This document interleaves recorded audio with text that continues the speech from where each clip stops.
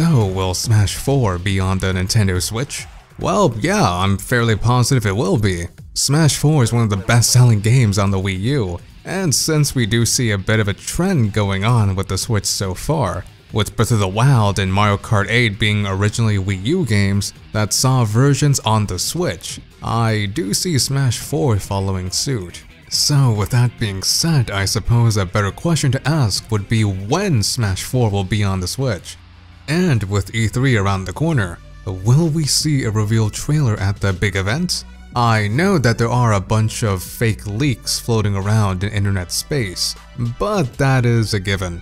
Fake leaks tend to pop up around E3 like a seasonal event. So what can we do to come to an educated guess when Smash 4 will release? Well, let's take a look at some of the development cycles of similar-esque games on the Switch and reference them with Smash 4's own development. To this end, we will take a look at both the development cycles of Mario Kart 8 Deluxe and Breath of the Wild.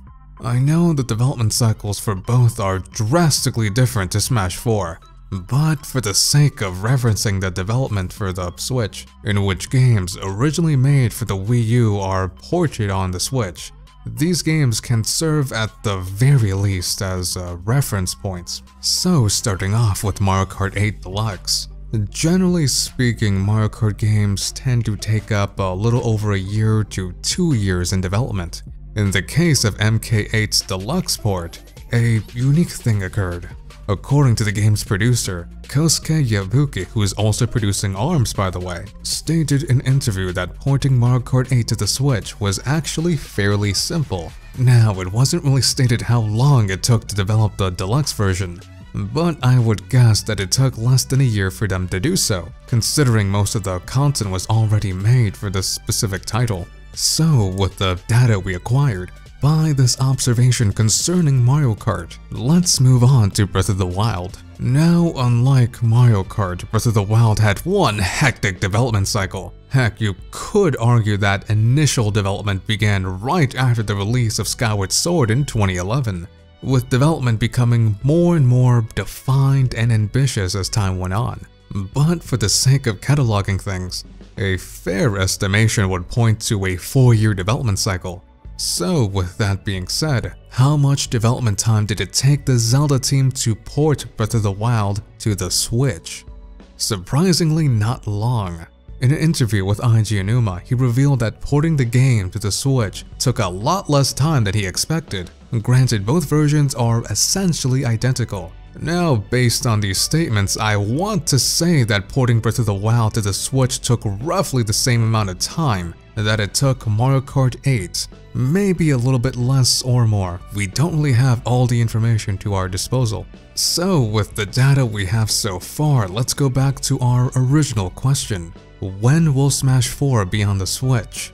Well, looking at past events, it shouldn't take more than a year to do so, assuming if Smash 4 on the Switch will be like MK8 Deluxe, with all the added DLC and maybe some new stuff. So with that being said, the only reason I can think of it taking longer than that is that maybe the new port is actually a brand new version of Smash, with an overhaul on a lot of stuff. Either that, or maybe they began development kind of late for some reason or not at all. Which neatly segues to our next point. In a 2014 interview with Smash director Masahiro Sakurai, he stated that he might be done with the series.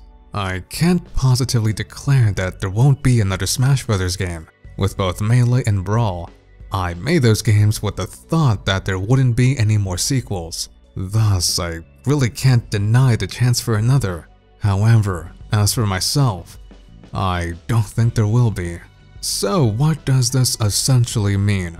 Well, Sakurai may be leaning away from Smash. It doesn't necessarily mean that he's done with development, however, as it is confirmed that he is indeed working on a new project. Whatever it is, we don't really know.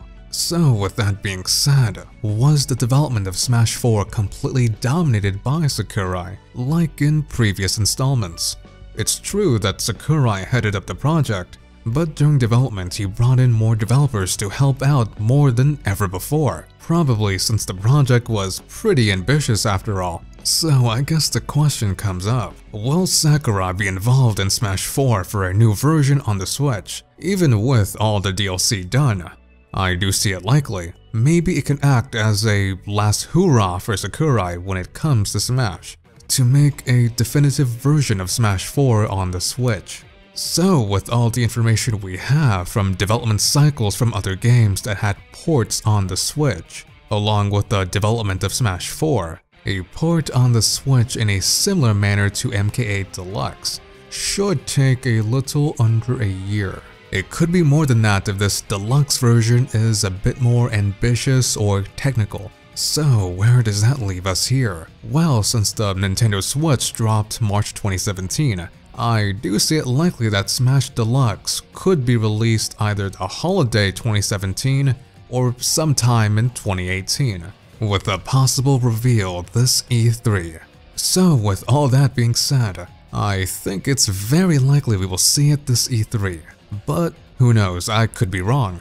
So what else should we be seeing at the big events? Well, I'm looking forward to ARMS along with Splatoon 2, plus I am really looking forward to the new Fire Emblem for the Switch, which may or may not be revealed at the big event, who knows. So with all that being said, will there be a new Metroid? Well, that's a complicated question. Would recommend seeing my own take on the Metroid situation here if you have time. So what's next for this channel? Well, apparently I'm not done yet with Zelda theories, as I found out about some neat information about a timeline placement for Breath of the Wild. You know, I was originally hesitant to do this, but looks like I'll be giving it a jab this Saturday. So see you guys this Saturday for a new Zelda theory. Special thanks goes to our Patreon producers for helping out putting this video together. So with that being said, I hope you all the greatest rest of the day or night, and take care.